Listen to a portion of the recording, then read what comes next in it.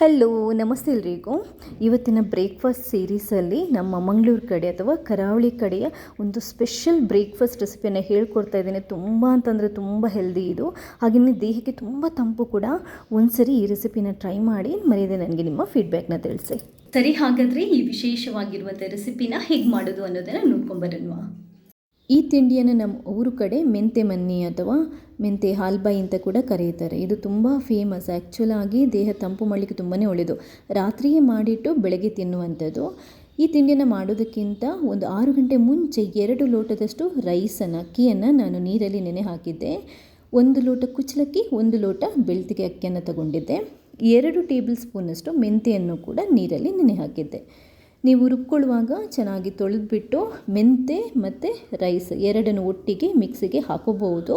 Rice ನೀವು ಕುಚ್ಚಲಕ್ಕಿ ಮತ್ತು ಅಥವಾ ಕೆಂಪು ರೈಸ್ ಇರುತ್ತಲ್ಲ ಅದು ಮತ್ತು ಬೆಳ್ತಿಗೆ ರೈಸ್ ಸೇರಿಸಿ ತಗೊಂಡ್ರೆ ಒಳ್ಳೆಯದು. ಬರೀ ಬೆಳ್ತಿಗೆ ರೈಸಲ್ಲಿ ಮಾಡಿದರೂ ತುಂಬ ಗಟ್ಟಿಯಾಗುತ್ತೆ.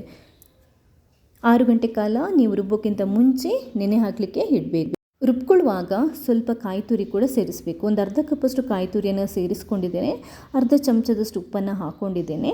ನೀರನ್ನು ಹಾಕ್ಕೊಂಡು 1 ಲೋಟದಷ್ಟು ನೀರನ್ನು ಹಾಕ್ಕೊಳ್ಳಿ ರುಬ್ಕೊಳ್ಳುವಾಗ. ಅದಾದ ನಂತರ ಈ ಹದಕ್ಕೆ ರುಬ್ಕೋಬೇಕು. ಅಂದರೆ ತುಂಬ ದೋಸೆ ಹಿಟ್ಟಿನ ಥರ ನೈಸಾಗಿ ಕೂಡ ಅಲ್ಲ, ತುಂಬ ತರಿ ಕೂಡ ಅಲ್ಲ, ಮೀಡಿಯಮ್ ಹದಕ್ಕೆ ರುಬ್ಕೋಬೇಕು.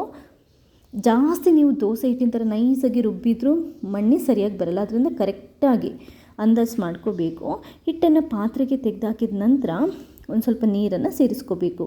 ಆ್ಯಕ್ಚುಲಾಗಿ ಇದು ತೆಳ್ಳಗೆ ಇರಬೇಕು. ದೋಸೆ ಹಿಟ್ಟಿನಷ್ಟು ತೆಳ್ಳಗಲ್ಲ, ಅಂದರೆ ನೀರು ದೋಸೆಗೆ ಮಾಡ್ತೀವಲ್ಲ ಹಿಟ್ಟು ಅಷ್ಟು ತೆಳ್ಳಾಗಲ್ಲ, ಅದಕ್ಕಿಂತ ಒಂದು ಸ್ವಲ್ಪ ಗಟ್ಟಿ. ನೋಡಿ, ಈ ಹದಕ್ಕೆ ರೆಡಿ ಮಾಡ್ಕೊಂಡಾದ ನಂತರ ಮತ್ತೆ ಒಂದು ಸ್ವಲ್ಪ ತುರಿದಿಟ್ಟಂತಹ ಕಾಯಿ ತುರಿಯನ್ನು ಹಾಕೋಬೇಕು. ಹಾಗೆಯೇ ಬೆಲ್ಲನ ಗುದ್ಬಿಟ್ಟು ಹಾಕಬೇಕು.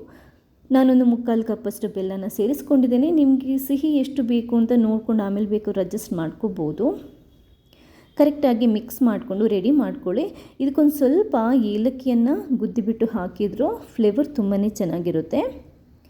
ಇಷ್ಟೆಲ್ಲ ಹಾಕಿದ ನಂತರ ಕರೆಕ್ಟಾಗಿ ಮಿಕ್ಸ್ ಮಾಡಿ ಆದ ನಂತರ ಇದನ್ನು ಸ್ಟವ್ ಮೇಲೆ ಇಟ್ಬಿಟ್ಟು ಮೀಡಿಯಮ್ ಉರಿ ಇಟ್ಕೊಂಡು ಮಗಚ್ತಾ ಇರಬೇಕು, ಕೈ ಆಡಿಸ್ತಾನೇ ಇರಬೇಕು.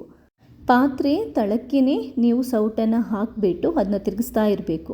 ಇಲ್ಲದಿದ್ದರೆ ಅಕ್ಕಿ ಹಿಟ್ಟಾಗಿರೋದ್ರಿಂದ ಬೇಗ ಗಟ್ಟಿ ಆಗುತ್ತೆ ಬಿಸಿ ಆಗ್ತಾ ಇದ್ದಂಗೆ, ಅಥವಾ ಉಂಡೆ ಆಗುತ್ತೆ.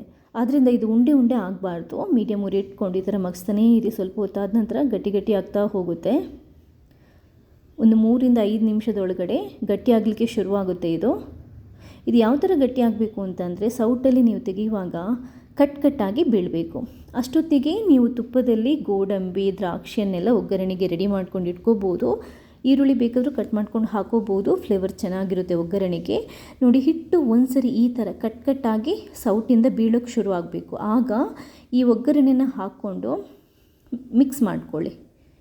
ಉರಿ ಕಮ್ಮಿ ಇಟ್ಕೊಳ್ಳಿ. ಇಷ್ಟಾದ ನಂತರ ಸ್ಟವನ್ನು ಬಂದ್ ಮಾಡಿಬಿಟ್ಟು ಪಾತ್ರೆಗೆ ಒಂದು ಸ್ವಲ್ಪ, ಅಂದರೆ ನಾನು ಬಟ್ಟಲು ತಗೊಂಡಿದ್ದೇನೆ, ಬಟ್ಟಲಿಗೆ ತುಪ್ಪನ ಸವರಿಟ್ಟಿದ್ದೇನೆ. ಬಿಸಿ ಇರುವಾಗಲೇ ಹುಯ್ದು ಬಿಡಬೇಕು ಈ ಥರ. ಇಲ್ದಿದ್ರೆ ಗಟ್ಟಿಯಾದ ನಂತರ ಹುಯ್ಯೋದಕ್ಕೆ ಬರಲ್ಲ. ಪಾತ್ರೆಗೆ ಹಾಕಿಬಿಟ್ಟು ಒಂದ್ಸರಿ ಈ ಥರ ಸೆಟ್ ಮಾಡ್ಕೋಬೇಕು. ಅಥವಾ ನೀವು ಒಂದು ಸೌಟಿನ ಸಹಾಯದಿಂದ ಕೂಡ ಸೆಟ್ ಮಾಡ್ಕೋಬೋದು. ಬಟ್ ಅದು ತುಂಬ ಮೆತ್ತಗಿರುತ್ತಲ್ಲ, ಅದರಿಂದ ಜಸ್ಟ್ ಒಂದು ಸರಿ ಆ ಕಡೆ ಈ ಕಡೆ ಬಟ್ಟಲನ್ನು ಶೇಕ್ ಮಾಡಿದರೆ ಸಾಕು, ಸೆಟ್ ಆಗುತ್ತೆ. ಮೇಲ್ಗಡೆಯಿಂದ ಬೇಕಾದರೆ ತುಪ್ಪನ ಹಾಕೋಬೋದು. ರಾತ್ರಿ ತಣ್ಣಗಾದ ನಂತರ ಫ್ರಿಜ್ಜಲ್ಲಿ ಬೇಕಾದರೂ ಇಡ್ಬೋದು, ಇಲ್ಲ ಒಂದು ಬಾಳೆ ಎಲೆನ ಮುಚ್ಚಿಟ್ಬಿಟ್ಟು ಹೊರಗಡೆನೇ ಬಿಟ್ಬಿಡ್ಬೋದು. ಬೆಳಗ್ಗೆ ಅಷ್ಟೊತ್ತಿಗೆ ನೀವು ಅದನ್ನ ಕಟ್ ಮಾಡಿ ತಿನ್ಬೋದು. ನೋಡಿ, ತುಂಬ ಕೇಕ್ಗಿಂತನೂ ಸಾಫ್ಟಾಗಿ ತುಂಬ ಮೆತ್ತಗೆ ಇರುತ್ತೆ ಇದು. ತುಂಬ ಅಂತಂದರೆ ತುಂಬ, ಅಂದರೆ ತಂಪು ದೇಹಕ್ಕೆ. ಮೆಂತೆ ಹಾಕಿರೋದ್ರಿಂದ ಆರೋಗ್ಯಕ್ಕೆ ತುಂಬ ಒಳ್ಳೆಯದು.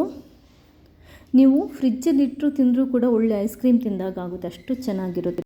ನನ್ನ ಈ ವಿಶೇಷವಾಗಿರುವಂಥ ರೆಸಿಪಿ ನಿಮಗೆ ಇಷ್ಟ ಆದರೆ ಈ ವಿಡಿಯೋನ ಲೈಕ್ ಮಾಡಿ. ಹಾಗೆ ನೀವು ಮಾತ್ರ ನೋಡೋದಲ್ಲ, ಬೇರೆಯವರಿಗೆ ಶೇರ್ ಮಾಡೋದನ್ನು ಕೂಡ ಮರೆಯಬೇಡಿ. ಥ್ಯಾಂಕ್ಸ್ ಎಲ್ರಿಗೂ.